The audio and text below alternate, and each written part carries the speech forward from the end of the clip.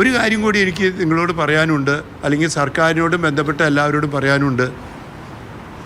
ലോകത്തിലെ ഏറ്റവും നല്ല ഭരണഘടനകളൊന്നായ ഇന്ത്യയുടെ ഭരണഘടന പ്രകാരം നൽകപ്പെട്ടിട്ടുള്ള മതസ്വാതന്ത്ര്യവും ന്യൂനപക്ഷ അവകാശങ്ങളും അത് ധ്വംസിക്കപ്പെടരുത്. അത് സംരക്ഷിക്കപ്പെടാൻ തീർച്ചയായിട്ടും കേന്ദ്ര സംസ്ഥാന സർക്കാരുകൾ നടപടികൾ എടുക്കണം. ഇപ്പോൾ നടന്നിട്ടുള്ളത് ഈ മതസ്വാതന്ത്ര്യത്തിൻ്റെ ന്യൂനപക്ഷങ്ങളുടെ അവകാശങ്ങളെയൊക്കെ ലംഘനമായിട്ട് തന്നെയാണ് കാണുന്നത്. കഴിഞ്ഞ കുറേ വർഷങ്ങളായി തന്നെ ഒരു തരത്തിൽ അല്ലെങ്കിൽ മറ്റൊരു തരത്തിൽ ഓരോ സംസ്ഥാനങ്ങൾ വിവിധ രീതികളിൽ വിവേചനങ്ങളും ആക്രമണങ്ങളും ക്രൈസ്തവർക്കെതിരെ നടത്തിക്കൊണ്ടിരിക്കുന്നുണ്ട്. ക്രൈസ്തവർക്കറിയാം 2000 കൊല്ലത്തെ പാരമ്പര്യമുണ്ട്. ഈ അടുത്ത് ഇത് വിദേശ മതമാണെന്ന് പറഞ്ഞിട്ടാണ് എന്നെ അടക്കം കുറ്റപ്പെടുത്തിയത്.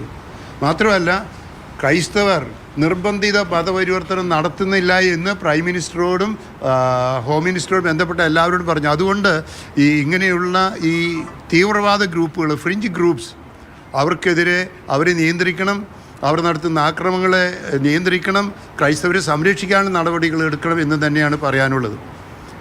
ഈ അവസരത്തിൽ നിങ്ങൾക്ക് തന്നെ അറിയാം, ആൾക്കൂട്ട വിചാരണകൾ ധാരാളം നടക്കുന്നു. തീവ്രവാദ ഗ്രൂപ്പുകൾ പലയിടങ്ങളിലും പ്രവർത്തിക്കുന്നു.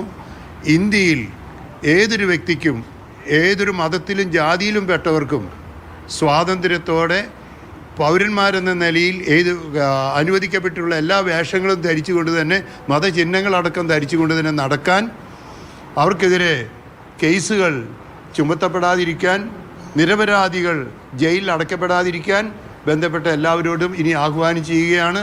അതുകൊണ്ട് ഇപ്പോൾ ഈ സിസ്റ്റേഴ്സിന് എതിരെ നടന്ന കേസ് അത് ഒരു പ്രതീകമാണ്.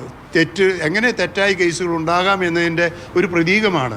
അതുകൊണ്ട് ഈ സിസ്റ്റേഴ്സിനെ എത്രയും വേഗം മോചിപ്പിച്ചതിൽ, ജാമ്യം കിട്ടിയതിൽ, ഇപ്പോൾ ജാമ്യം കിട്ടിയ ഏതാനും ദിവസം 5-8 ദിവസം ജയിലിൽ കിടക്കേണ്ടി വന്നു. തെറ്റായ കേസിൻ്റെ പേരിൽ ജാമ്യം കിട്ടിയതിൽ സന്തോഷമുണ്ട്.